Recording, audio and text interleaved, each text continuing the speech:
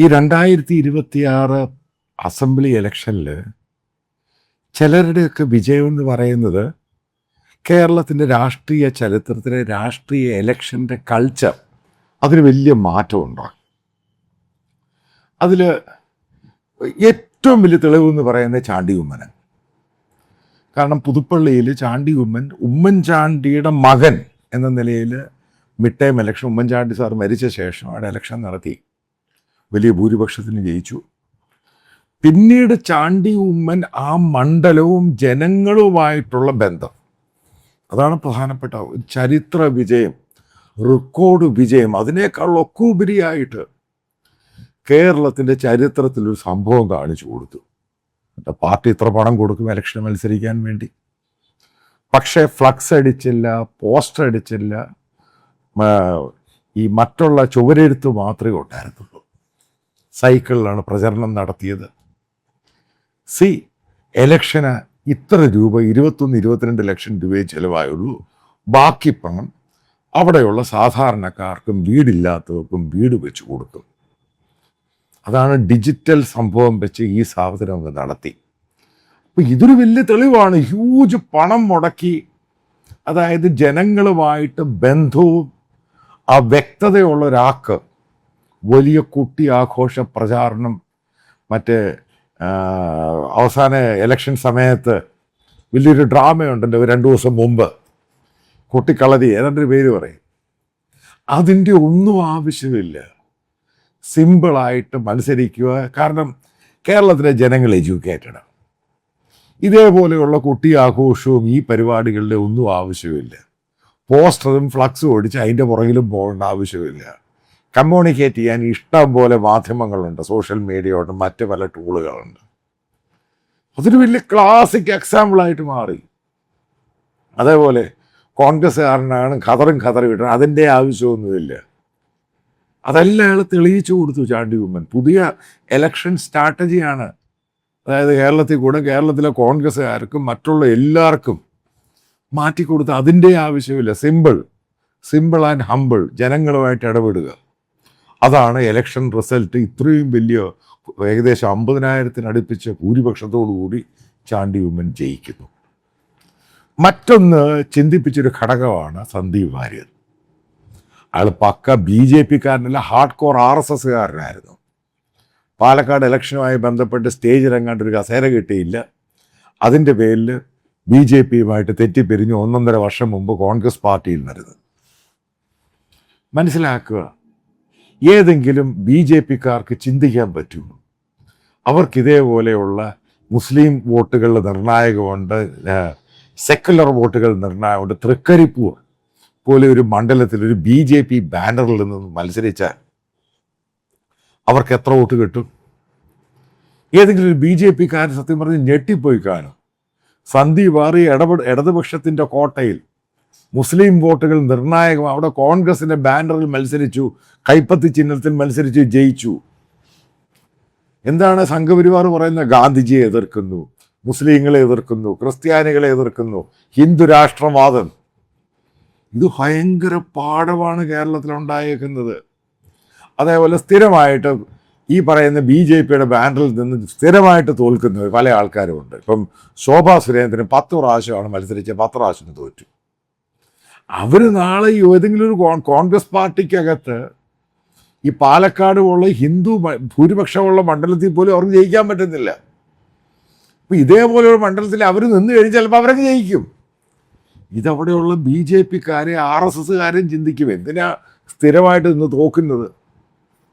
ഏതായാലും ഈ പാർട്ടി പലയിടത്ത് നിന്ന് കഴിഞ്ഞാൽ ഈ പറയുന്ന ക്രിസ്ത്യൻ കമ്മ്യൂണിറ്റിയും Hindu community Muslim community vote ചെയ്യത്തില്ല. അതേപോലെ സെക്കുലറായിട്ടുള്ള ഹിന്ദു കമ്മ്യൂണിറ്റി വോട്ട് ചെയ്യത്തില്ല. അപ്പം അതിനേക്കാളും നല്ലതല്ലയോ ഈ പറയുന്നൊരു സെക്കുലർ പ്ലാറ്റ്ഫോമിനകത്ത്, അതായത് എല്ലാവരെയും ഒരുമിച്ച് കൊണ്ടുപോകുന്ന ഇൻക്ലൂസീവായിട്ടുള്ള പ്ലാറ്റ്ഫോമിനകത്ത് മത്സരിച്ചാൽ ജയിക്കും.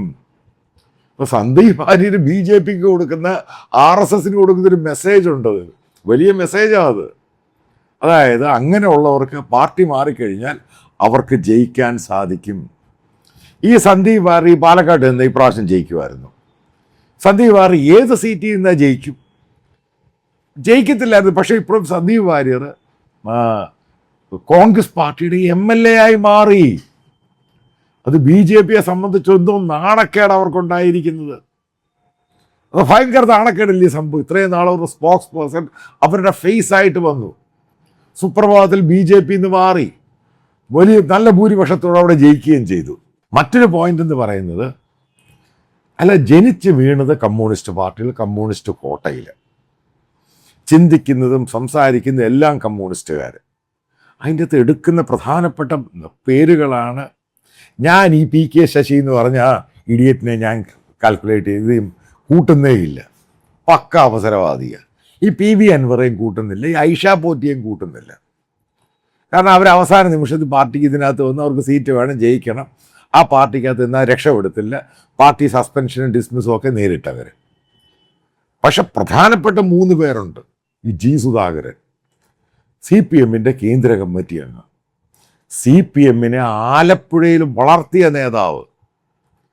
അയാൾ ആ പാർട്ടിയിൽ നിന്ന് വിട പറഞ്ഞ് കോൺഗ്രസ് പാർട്ടി UDFന്റെ സ്വതന്ത്രനായിട്ട് മത്സരിക്കുന്നു. എന്ത് സന്ദേശമാണ് CPMനും കമ്മ്യൂണിസ്റ്റുകാർക്കും കൊടുക്കുന്നത്? വലിയ ഭൂരിപക്ഷത്തോട് ജയിക്കുന്നു. അതായത് കമ്മ്യൂണിസ്റ്റുകാർക്ക് ചിന്തിക്കാം.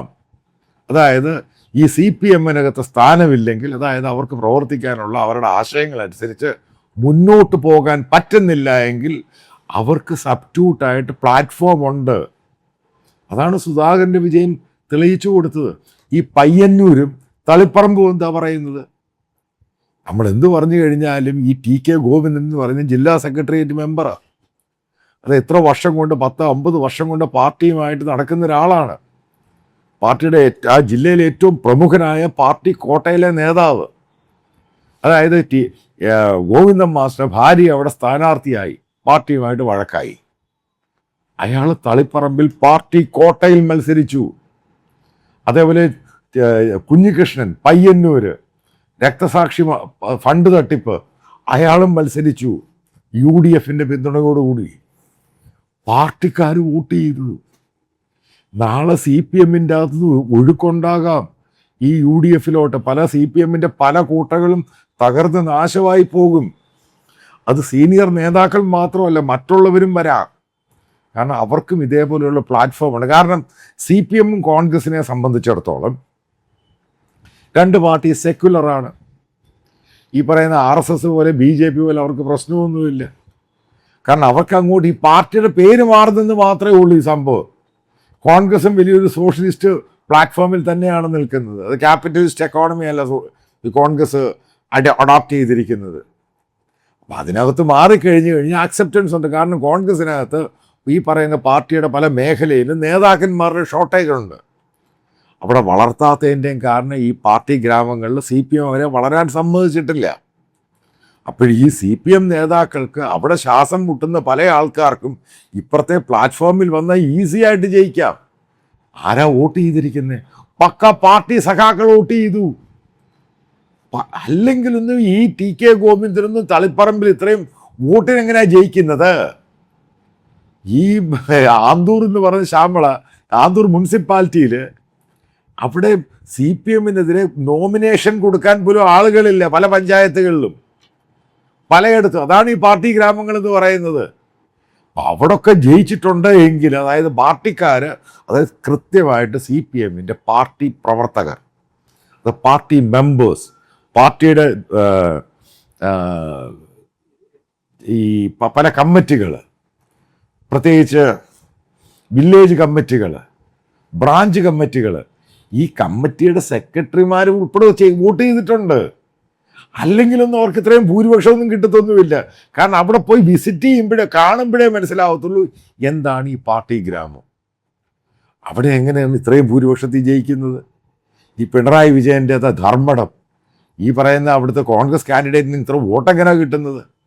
കാരണം അവിടെ എപ്പോഴും മനസ്സിലാക്കണം, ധർമ്മടത്ത് ഇവിടെയൊക്കെ അവർ കള്ള വോട്ട് ചെയ്യും, മറ്റുള്ളവരെ വോട്ട് ചെയ്യാൻ സമ്മതിക്കത്തില്ല. എന്നിട്ട് പോലും പിണറായി വിജയനെ വരട്ടിച്ചു.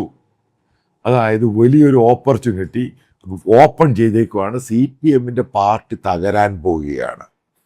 അവരെന്ത് മെക്കാനിസം ചെയ്ത് കൊണ്ടുവരുമെന്ന് അറിയത്തില്ല. പക്ഷെ അവർക്കൊരു പ്ലാറ്റ്ഫോം പോയി കഴിഞ്ഞാൽ രക്ഷപ്പെടും, അവർക്ക് സ്ഥാനം കിട്ടും, ഇലക്ഷൻ മത്സരിച്ചാൽ ജയിക്കുമെന്ന് ഈ 2026 ഇലക്ഷൻ കാണിച്ചു കൊടുത്തു.